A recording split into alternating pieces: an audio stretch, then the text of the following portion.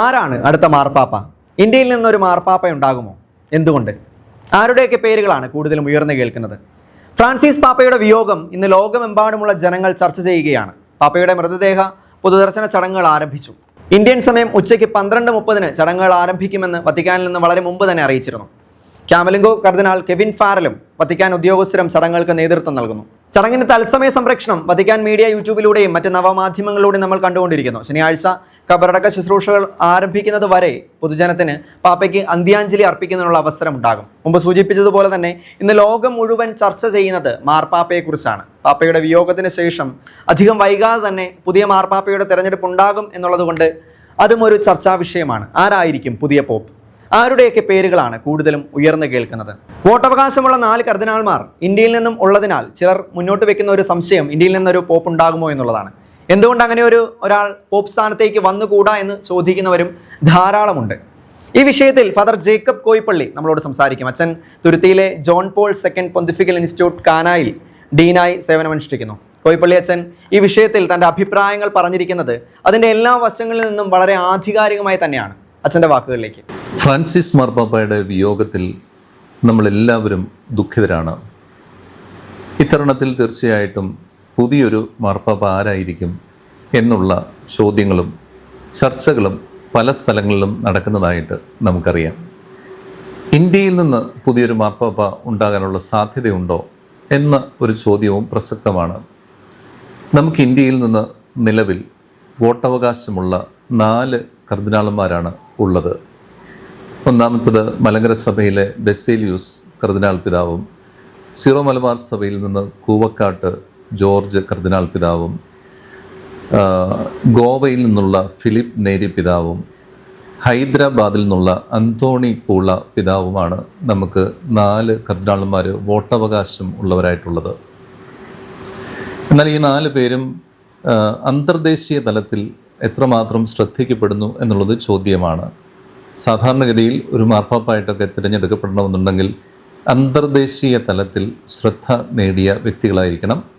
അഭ്യോന്യ കൂവക്കാട്ട് പിതാവ് മാർപ്പാപ്പായുമായിട്ട് വളരെ അടുത്ത ബന്ധമുണ്ടായിരുന്ന ഒരാളും യാത്രകളിൽ കൂടെ അനുഗമിച്ചിരുന്ന ഒരാളും യാത്രകൾ ചിട്ടപ്പെടുത്തിയിരുന്നയാളുമൊക്കെയാണ്. അത്തരത്തിൽ അദ്ദേഹം ശ്രദ്ധിക്കപ്പെട്ടിട്ടുണ്ടെങ്കിലും പ്രായം കൊണ്ട് അദ്ദേഹം വളരെ ചെറുപ്പമായതുകൊണ്ട് തീർച്ചയായിട്ടും അങ്ങനെയുള്ള സാധ്യതകൾ നമ്മൾ കാണുന്നില്ല.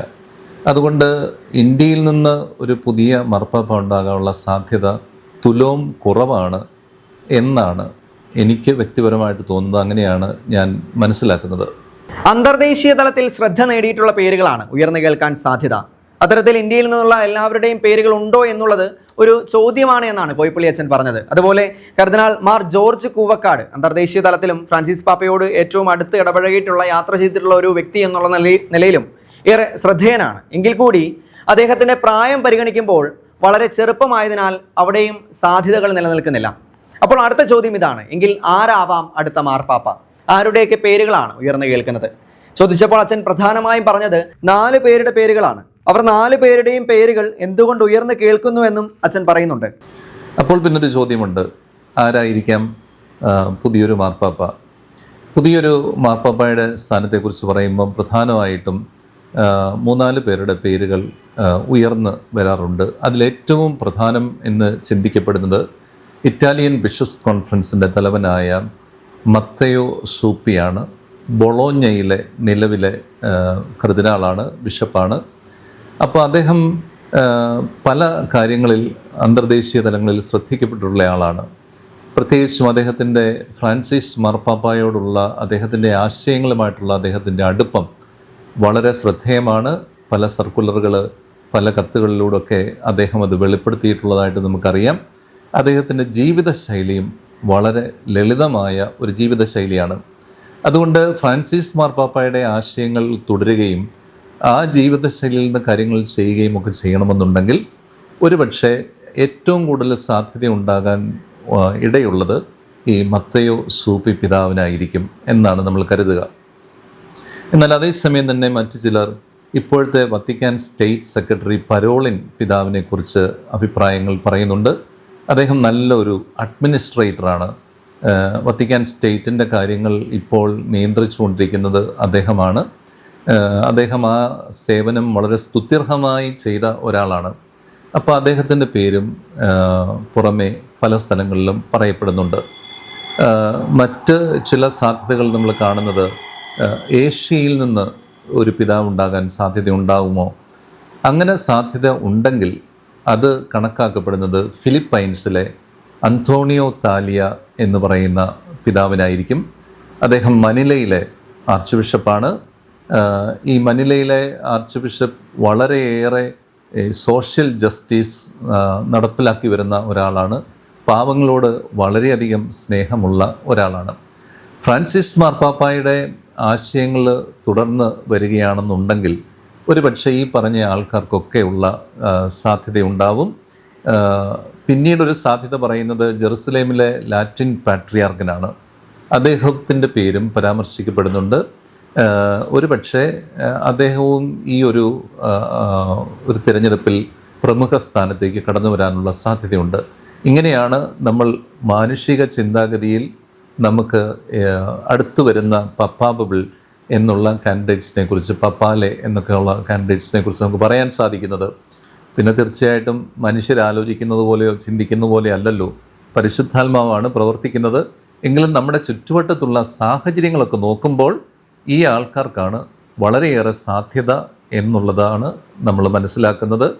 പിന്നെ പരിശുദ്ധാത്മാവിൻ്റെ പ്രചോദനങ്ങൾക്കായിട്ട് 135ഓളം കർദിനാളന്മാരടങ്ങുന്ന സിസ്റ്റൈൻ ചാപ്പലിലേക്ക് പ്രവേശിച്ച് അവർ രഹസ്യാത്മകമായി ധ്യാനിച്ച് പരിശുദ്ധാത്മാവിൻ്റെ പ്രചോദനങ്ങൾക്കനുസരിച്ച് പ്രവർത്തിച്ചു വരുമ്പോഴാണ് ആരാണ് പുതിയ പാപ്പ എന്ന് നമുക്കറിയാൻ സാധിക്കുക.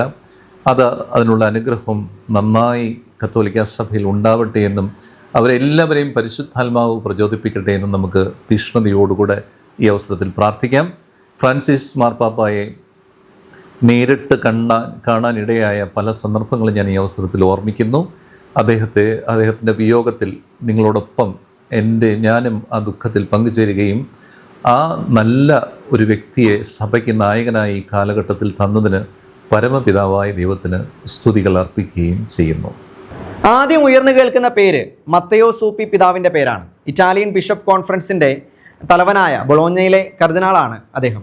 രണ്ടാമത്തേത് വത്തിക്കാൻ സ്റ്റേറ്റ് സെക്രട്ടറി പിയാട്രോ പരോളിനാണ്. മൂന്നാമത്തേത് ഫിലിപ്പീൻസിലെ അന്തോണിയോ താലിയ, മനിലയിലെ ആർച്ച് ബിഷപ്പാണ് അദ്ദേഹം. അതുപോലെ ജെറുസലേമിലെ ലാറ്റിൻ പാട്രിയോർക്കായ പിസബെല്ലയുടെ പേരാണ്.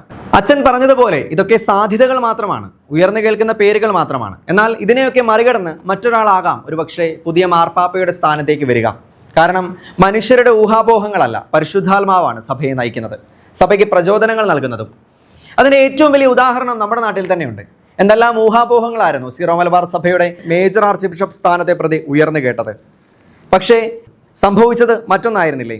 സുഭാഷിതങ്ങൾ 16-ാം അധ്യായം 1-ാം വാക്യം, മനുഷ്യൻ പദ്ധതികൾ വിഭാവനം ചെയ്യുന്നു, അന്തിമമായ തീരുമാനം കർത്താവിൻ്റേതത്രേ. അതുപോലെ ഫ്രാൻസിസ് പാപ്പയെ നേരിൽ കാണാനും വളരെ അടുത്തിടപഴകാനും ഭാഗ്യം ലഭിച്ച വ്യക്തി കൂടിയാണ് കോയിപ്പള്ളി അച്ഛൻ. അച്ഛൻ ആ അനുഭവങ്ങളെക്കുറിച്ച് MJTV-യോട് പങ്കുവച്ചു. പരിശുദ്ധ മാർപ്പാപ്പയെ ഫ്രാൻസിസ് പിതാവിനെ നേരിട്ട് കാണാൻ അവസരം 2 സമയത്ത് ലഭിച്ചിട്ടുണ്ട്. ഒന്ന്, ഞങ്ങൾ യൂണിവേഴ്സിറ്റിയിൽ നിന്ന് എല്ലാവരോടും ഒരുമിച്ച് അധ്യാപകരുമൊക്കെ ആയിട്ട് അവിടുന്ന് ഒരുമിച്ച് പോയ അവസരത്തിൽ അദ്ദേഹത്തെ കാണുവാനും അദ്ദേഹവുമായിട്ട് ഏതാണ്ട് അടുത്ത് ഇടപഴകാനുമൊക്കെയുള്ള ഒരു അവസരം ഞങ്ങൾക്ക് അദ്ദേഹം ഒരു ക്ലാസ്സൊക്കെ എടുത്തു. ഒരു ഓഡിറ്റോറിയത്തിൽ ഞങ്ങളെ ഇരുത്തി ഞങ്ങൾക്ക് ക്ലാസ് എടുത്തു. അദ്ദേഹത്തോട് സംവദിക്കാനായിട്ടുള്ള അവസരങ്ങളുണ്ടായിരുന്നു. പക്ഷേ ആ സംവാദമൊക്കെ കഴിഞ്ഞ് അദ്ദേഹം പോയി. ഞങ്ങൾക്കാർക്കും അദ്ദേഹത്തിന് പേഴ്സണലായിട്ട് തൊട്ടടുത്ത് എന്ന് കൈമുത്താനൊന്നും സാധിച്ചിരുന്നില്ല. എന്നാൽ രണ്ടാമത്തെ അവസരത്തിൽ ജോൺ ബോൾ II ഇൻസ്റ്റിറ്റ്യൂട്ടിൻ്റെ വൈസ് പ്രസിഡൻ്റായി ഞാൻ ജോലി ചെയ്തിരുന്ന സമയത്ത് വൈസ് പ്രസിഡൻറ്റുമാരെ എല്ലാവരെയും ഒരുമിച്ച് കാണുന്നൊരു സന്ദർഭമുണ്ടായിരുന്നു. അദ്ദേഹത്തിൻ്റെ മുറിയോടടുത്തുള്ള ഗസ്റ്റുകളെ സ്വീകരിക്കുന്ന സ്ഥലത്ത് പോയി അദ്ദേഹത്തെ അടുത്ത് എന്ന് കാണുവാനും അദ്ദേഹത്തിൻ്റെ കൈ മുത്തുവാനും അദ്ദേഹത്തിൻ്റെ മുമ്പിൽ മുട്ടുകുത്തി ആശീർവാദം മേടിക്കുവാനും ഒക്കെ എനിക്ക് ഭാഗ്യമുണ്ടായി. ആ അവസരത്തിൽ ഞാൻ അദ്ദേഹത്തോട് ഇന്ത്യയിലേക്ക് അദ്ദേഹം വരുമെന്നൊക്കെയുള്ള ഏതാണ്ടൊരു സൂചനകളുള്ള സമയമായിരുന്നു. അപ്പോൾ പറയുകയുണ്ടായി, ഇന്ത്യയിൽ വരികയാണെങ്കിൽ തീർച്ചയായിട്ടും ജോൺ ബോൾ II ഇൻസ്റ്റിറ്റ്യൂട്ടിൽ വരണം എന്ന് പറഞ്ഞപ്പോൾ ചിരിയോടുകൂടെ നോക്കാം എന്ന് വളരെ സന്തോഷത്തോടെ ചിരിച്ചുകൊണ്ട് പറഞ്ഞത് ഞാൻ ഈ അവസരത്തിൽ ഓർമ്മിക്കുകയാണ്. ഫ്രാൻസിസ് പാപ്പയുടെ വിയോഗത്തിൽ അദ്ദേഹം സഭയ്ക്കും ലോകത്തിനും നൽകിയ സുത്യർഹമായ സേവനങ്ങളെ പ്രതി നന്ദി പറഞ്ഞു. അദ്ദേഹത്തിൻ്റെ ആത്മാവിനെ ദൈവകരങ്ങളിൽ സമർപ്പിച്ചും നമുക്ക് പ്രാർത്ഥിക്കാം. ഒപ്പം മാർപ്പാപ്പയുടെ സ്ഥാനത്തേക്ക് ഉള്ള തെരഞ്ഞെടുപ്പിനെയും ആഗോള കത്തോലിക്ക സഭയുടെ പുതിയ തലവൻ എന്ന ആ സ്ഥാനത്തെയും നമുക്ക് ദൈവകരങ്ങളിൽ സമർപ്പിക്കാം. ദൈവത്തിന് സ്തുതി.